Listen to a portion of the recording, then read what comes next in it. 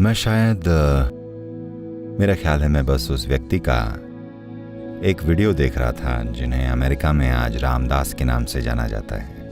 वो अपने आप में 70 के दशक में एक कारनामा बन गए। वो 70 का दशक था, 60 या 70, मुझे लगता है 60 के दशक में। तो वो हार्वर्ड यूनिवर्सिटी के उन प्रोफेसरों में से एक थे जो LSD पर बड़े पैमाने पर प्रयोग कर रहे थे। यहाँ तक कि वो हार्वर्ड यूनिवर्सिटी में LSD बना भी रहे थे। उनका सोचना था कि यही निर्वाण का रास्ता है। ये तब की बात है जब कैलिफोर्निया बड़े जोर शोर से प्रचार कर रहा था। भारत में इसमें 12 साल लगते हैं, यहां ये तुरंत होता है। रामदास भारत भी आए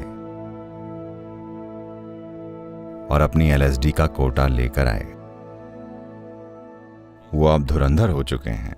वो 2-3 LSD निकल जाते हैं एक ही दिन में।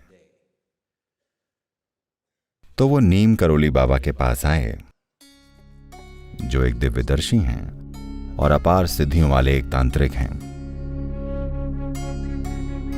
और मैं चाहता हूं कि आप अच्छे से समझ लें कि एक तांत्रिक कौन होता है। वो आदमी जिसके पास सिद्धियां होती हैं वो एक तांत्रिक होता है।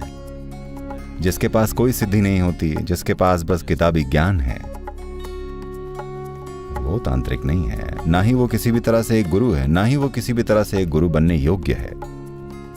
तो नीम करोली बाबा एक तांत्रिक हैं। वो एक भारी भरकम आदमी है। वो उपासक हैं हनुमान के। वो नीम करोली बाबा के पास आए और बोले, मेरे पास थोड़ा सा स्वर्ग का असली माल है, आप इसको लीजिए और वो सब कुछ जो जानने लायक है खुल जाएगा। आपको इसके बारे में कुछ पता है? नीम करोली बाबा बोले, क्या है वो, दिखाओ मुझे। तो उसने उन्हें इतनी सी दे दी। वो बोले, तुम्हारे पास कितनी है, दिखाओ मुझे। उसके पास इतनी थी which would last, जो कि कई दिनों या महीनों तक रामदास के लिए चल जाते हैं। वो बोले, लाओ ये मुझे दो। तो उसने उन्हें पूरी मुट्ठी भर के सारी LSD दे दी। उन्होंने ये सारी मुंह में डाली और निकल गए।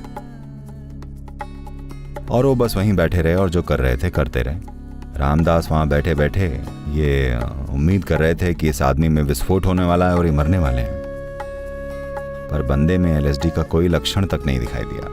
वो बस अपना काम करते रहे, बस रामदास को ये दिखाने के लिए कि तुम अपना जीवन इन बकवास चीजों में बर्बाद कर रहे हो।